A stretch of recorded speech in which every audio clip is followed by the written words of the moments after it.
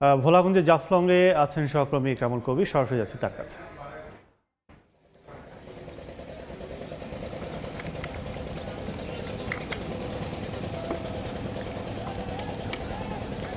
আমি এই মুহূর্তে আছি সিলেটের জাফলংয়ে, এবং এই জাফলং হচ্ছে গিয়ে বাংলাদেশের একটি ইসি এলাকা। ইসি এলাকাকে প্রতিবেশগত সংকটাপন্ন এলাকা ঘোষণা করা হয়েছিল 2012 সালে, এবং এই 78 একর জমি, এখানে যে পাথর কোয়ারিগুলো ছিল সেই 78 একর জমি যাতে করে পর্যটকরা এসে আনন্দ উপভোগ করতে পারে বা এখানে পর্যটন শিল্প গড়ে উঠতে পারে, সে কারণে এটাকে 2015 সালে উচ্চ আদালতের পক্ষ থেকে সেই বিভিন্ন দরবার করার পরে 2012 থেকে 2015 সাল পর্যন্ত যারা পাথর ঠেকো আছে বা এখান থেকে পাথর উত্তোলন করতে পারে লিজ নেওয়ার জন্য যারা আগ্রহী ছিল, তাদের বিভিন্ন আইনি প্রক্রিয়া শেষে 2015 সালে সর্বোচ্চ আদালত এই এলাকাটাকে, এই 78 একর এলাকাকে ইসিএ ঘোষণা করেন, এবং এই ইসিএ ঘোষণা করার পর এই এলাকাটাকে যাতে করে আর কেউ পাথর উত্তোলন করতে না পারে সেদিকে প্রশাসনের নির্দেশ দেওয়া হয়েছে। কিন্তু আমরা এই গত কিছুদিন পর্যন্ত দেখেছি এই এলাকা থেকে প্রচুর পরিমাণে পাথর উত্তোলন করা হয়েছে। এখানে যেই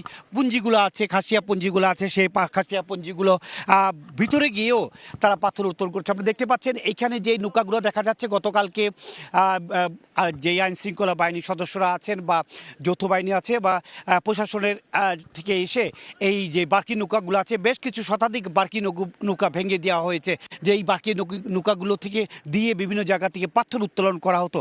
সে কারণেই আজকে আর কোনো এখানে কি নৌকা দেখা যাচ্ছে না, কিংবা পাথর উত্তোলন করার কাজ সম্পূর্ণ বন্ধ রয়েছে। কিন্তু যে ঘটনা ঘটার তার আগেই ঘটে গিয়েছে, সাদা পাথর একেবারে নিশ্চিহ্ন করে দেওয়া হয়েছে, পাথর উত্তোলন করা হয়েছে। এই জায়গায়ও যেই আশেপাশে এলাকা আছে, আশেপাশে এলাকার যে বাড়িঘরগুলো আছে, যে বিভিন্ন খাসিয়া পল্লী আছে, সেই খাসিয়া পল্লীগুলো থেকেও পাথর উত্তোলন করা হয়েছে। সব কিছু মিলে এই অবস্থা ধরে রাখার জন্য জাফলং এবং সাদা পাথর এলাকার যৌথ বাহিনী 24 ঘন্টায় পাহারা রাখা ব্যবস্থা করা হয়েছে, এবং গতকালকে প্রায় 200 ট্রাকও আটক করা হয়েছে।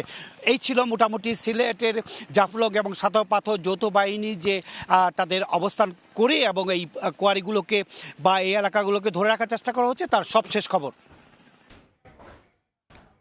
এখন সরাসরি ছিলাম সিলেটের জাফলংয়ে।